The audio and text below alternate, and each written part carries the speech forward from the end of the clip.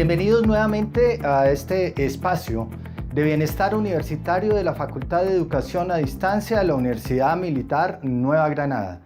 Soy Miguel Avilés, especialista en psicología clínica.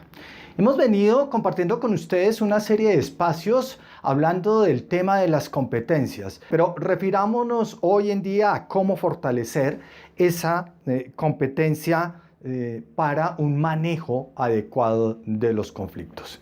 Y es importante tener en cuenta que un manejo adecuado del conflicto implica un proceso de comunicación. Y vamos a hablar de dos elementos importantes el día de hoy, con una serie de tips, de recomendaciones a tener en cuenta para que podamos fortalecer esta competencia. La primera que tiene que ver con el concepto de la escucha activa. Y lo primero que tenemos que tener en cuenta es reconocer la diferencia entre el oír y la capacidad de escuchar. El oír, que tiene que ver con esa parte un poco fisiológica, perceptual, ese órgano del sentido que recibe información. Mientras que el escuchar implica esa capacidad de captar, entender y también de interpretar una parte de ese procesamiento de información. Así que miremos algunos aspectos importantes alrededor de qué podemos hacer para fortalecer nuestra competencia, en especial cuando hablamos de la escucha activa. Dejar de hablar.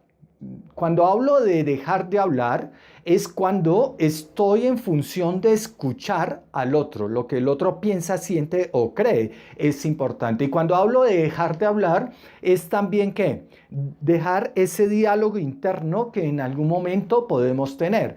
Porque en la medida en que estamos pensando internamente, el hablarnos internamente no nos permite escuchar al otro de forma atenta. Entonces hay que dejar de hablar. Es importante generar confianza, tener empatía, entender qué es lo que el otro me quiere decir, entender por qué lo está diciendo, colocarse en los zapatos del otro, en el sentir del otro seguramente. Disposición e interés. A veces no hay mucha disposición y eso se nota porque tiene que ver con lo que nosotros los psicólogos llamamos ese comportamiento no verbal y hay que demostrar un interés genuino, una disposición para poder escuchar atentamente al otro.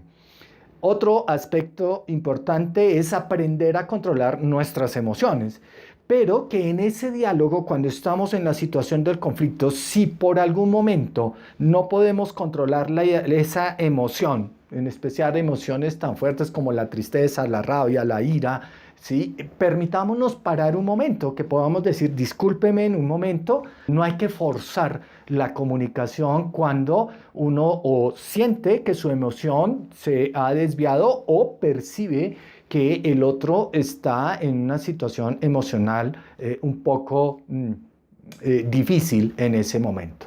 Evitar las críticas y argumentar en exceso. Esas críticas que a veces suenan como al lenguaje de alguna forma sarcástico que se utiliza. Y a veces creemos que entre más argumentamos, más nos van a entender. Y aquí a veces menos es más. Una argumentación sencilla permite que el interlocutor reciba de una forma más adecuada el mensaje. Preguntar cuando sea necesario. Y eso es importante. Si hay algo que por algún momento se perdió o no lo entendí, hacer las preguntas en el momento adecuado y no quedarnos haciendo juicios o prejuicios sobre el tema. Ok, esta sería la importancia de la escucha activa. Y tiene en contraparte el otro lado y es cómo expreso yo lo que pienso, siento y creo. Y cuando hablo de expresar lo que yo pienso, siento y creo, tres elementos sencillos para desarrollar una buena competencia en esta área. 1. Delimite la circunstancia. Póngale un marco, póngale limitaciones, de forma tal que se eviten las generalizaciones alrededor del tema, que no se comparen con otras situaciones. De ahí, primer elemento, hable de una situación clara, específica y delimitada. 2. Identifique claramente y diferencie entre lo que piensa y lo que siente. ¿Qué es lo que pienso de la situación y cómo me siento alrededor de la situación? Esta es una habilidad que se aprende, que se instruye de alguna forma, no venimos con ella aprendida. A través de la experiencia la vamos aprendiendo. Y tercera, muy importante, direccionar el comportamiento.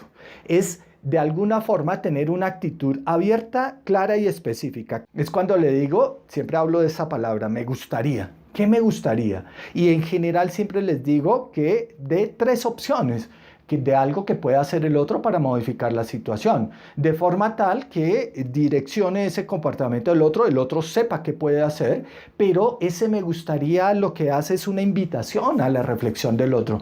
No es de carácter impositivo, es darle la posibilidad al otro de que tiene opciones para poder hacer cosas frente a la situación que genera conflicto. Soy Miguel Avilés, especialista en psicología clínica, y los estamos invitando a que se suscriban a su canal, nuestro canal, para que sigan recibiendo información importante para el bienestar de todos.